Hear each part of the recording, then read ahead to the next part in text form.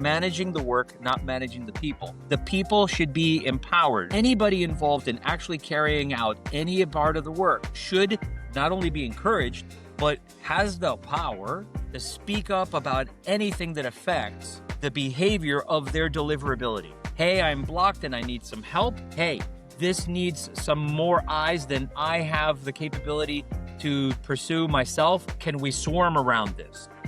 Hey everybody, I'm Dave from South Florida, and also from South Florida we have Marcelo Lopez Jr. today, and really excited. He's going to talk to us about Kanban and how it can help with better ways of working.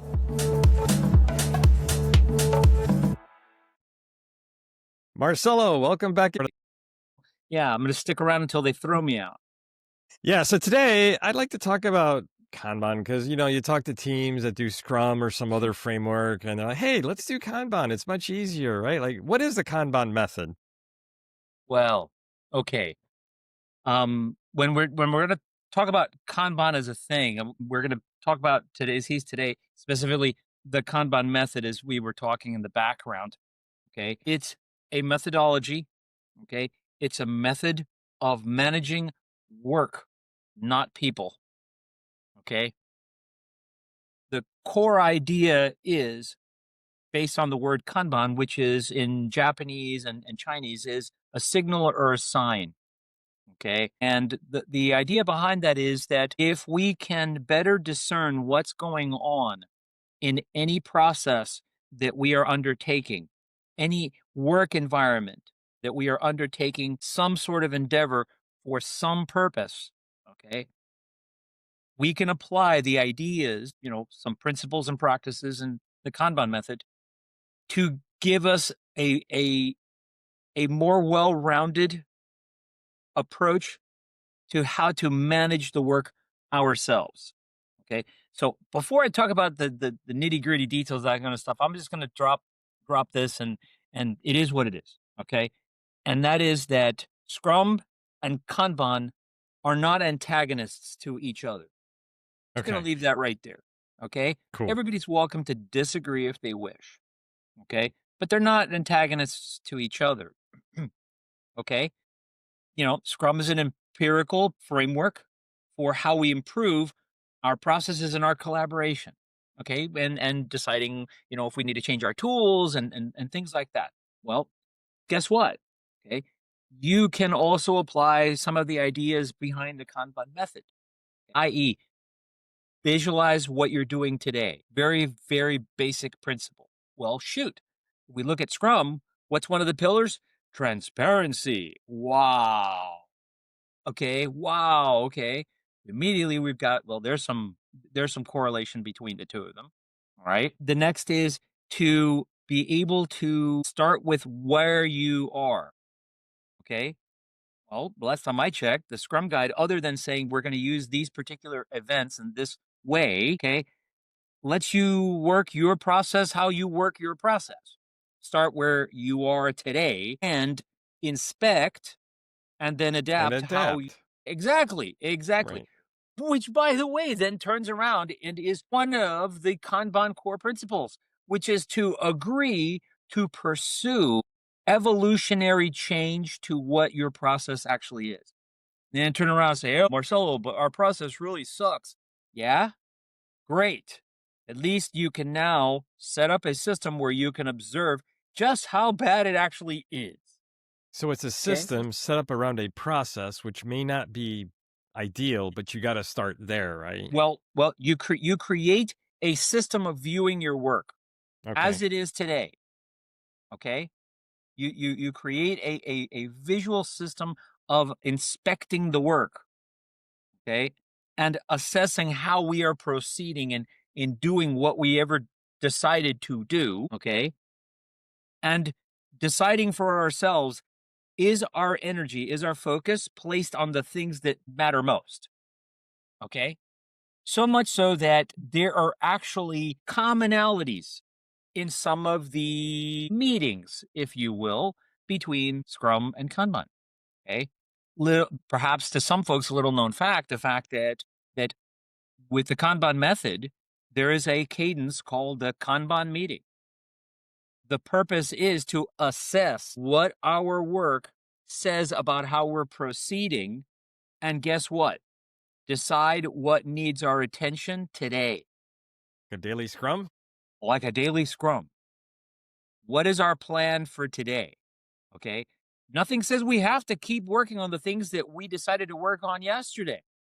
If the priorities change, if the necessity of where we're trying to satisfy our customers' needs come to be changed within the last 24 hours, and we've discovered that it makes more sense to pause something and continue working on something else, okay? Or just getting on with it and delivering something and then refocusing, nothing says you can't do that. Okay. As a matter of fact, a adaptation that sometimes I apply with Scrum teams is part of the guidance that we use for the Kanban method, which is okay, we have a goal, but typically the things that are closer to getting to that goal are the things that are closer to done.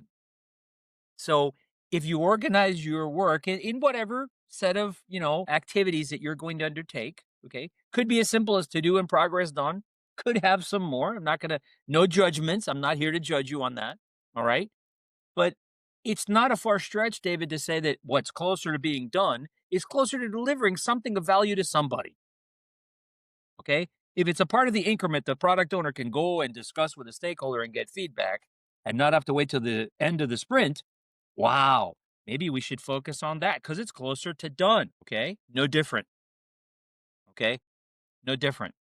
The thing is that the team owns that meeting. That's another correlated thing between them.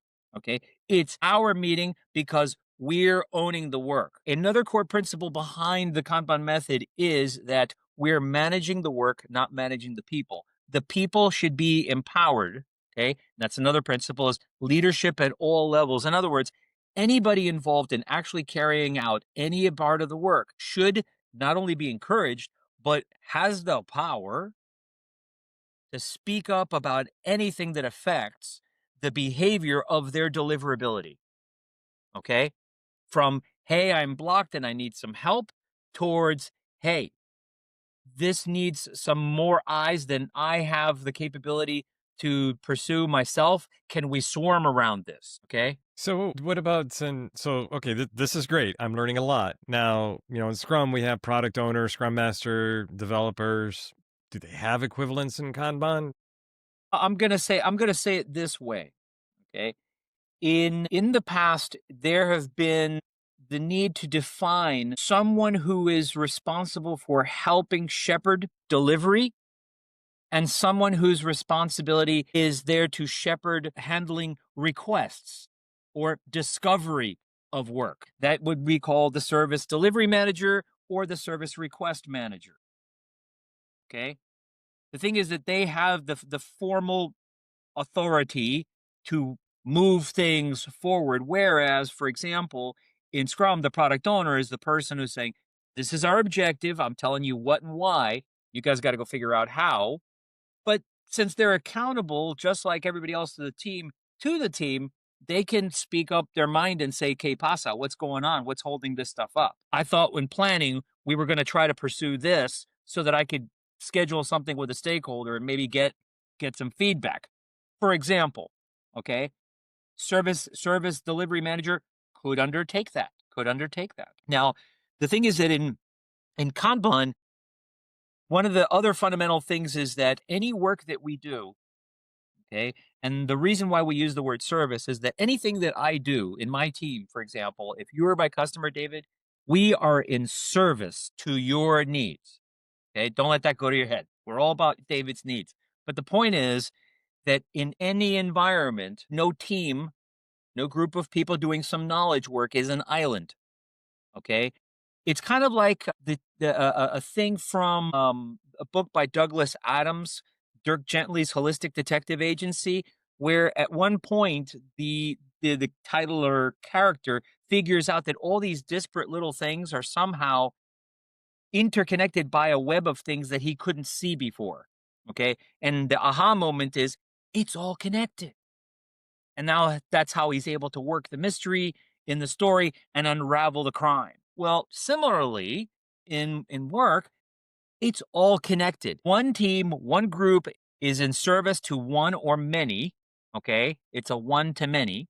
And if you look at all the different sources of work and sources of results, okay, it's a many to many potentially, like a web, if you will. Okay. Or as we like to say it, the network of services. Okay. The network of services from request to satisfaction of the customer's need. Right. The work can flow through any number of Kanban systems. Okay. Until that need is satisfied. Okay. In the customer's hands. Right. And the flow through those systems is predicated on the people involved in actually satisfying or serving the customer's needs. Simple as that. And Okay. you use the word flow, right? So I think that's important is that you're Absolutely. tracking this on a board. You should be going left to right. Okay. So that bears a little bit more detailing.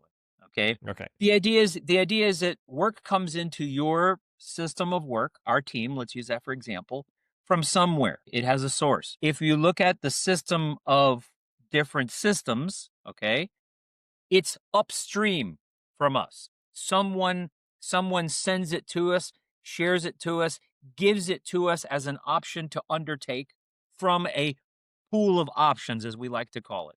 All right.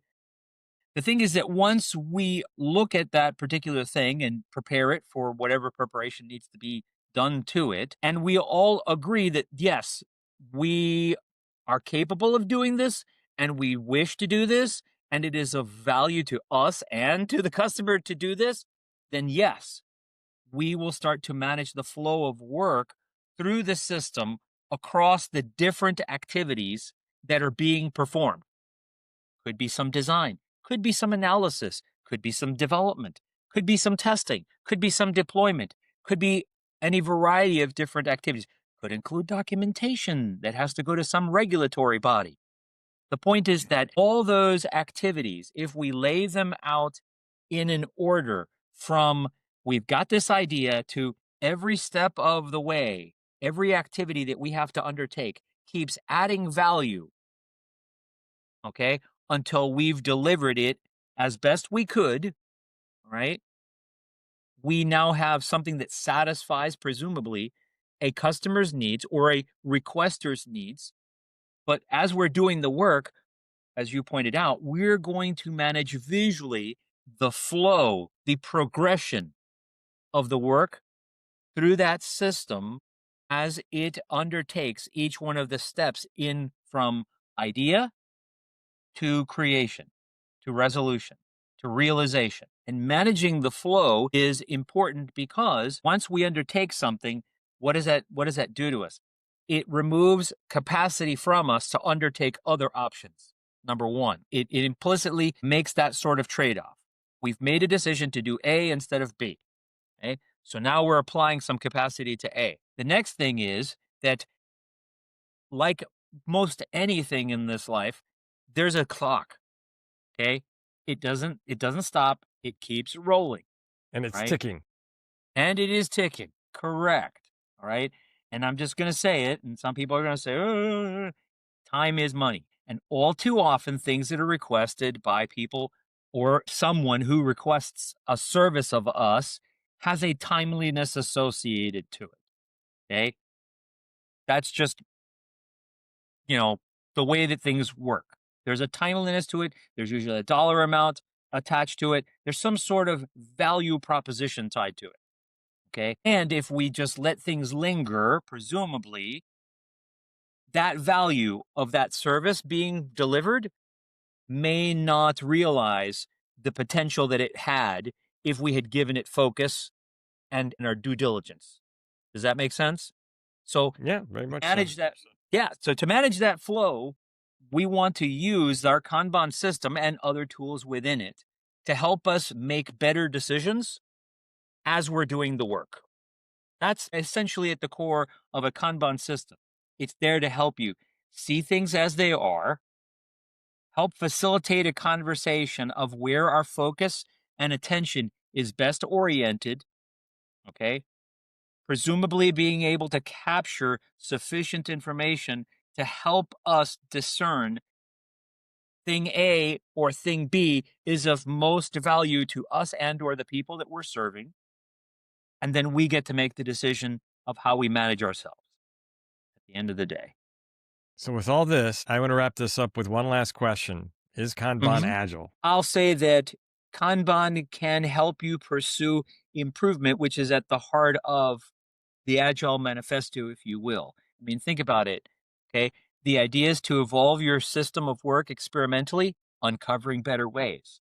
All right. Better Gathering ways of working. around, yeah, gathering around a way, a thing that you can visualize the actual flow of work, individuals, and interactions. Okay.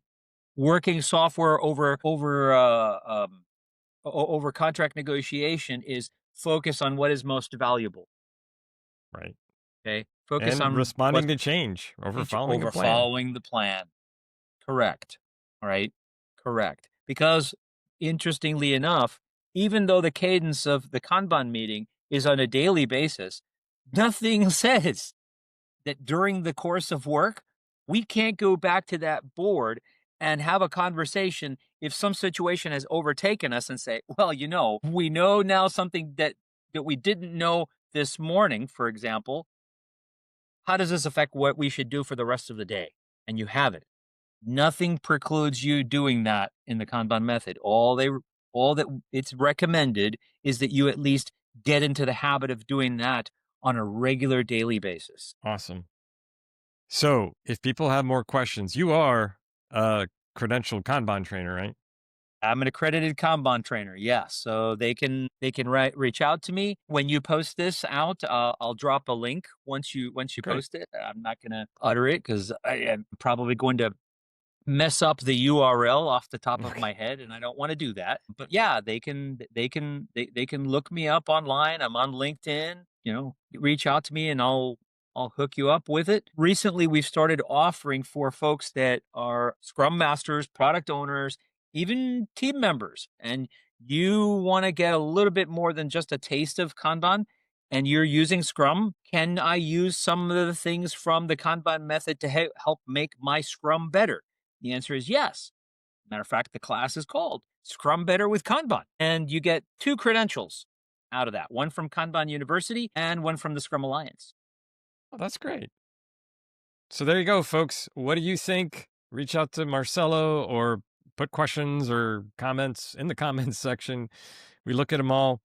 And we're trying to get to 100 subscribers on YouTube. So we're about 60 something right now. So if you hit like or Oh, subscribe on YouTube, would really appreciate it. yeah. Hope Hit the you all having a notification great. bell. Yeah, and hit the notification bell so you'll never miss an update. That's it That's for this right. one. Thanks everybody. Bye-bye. See you, folks.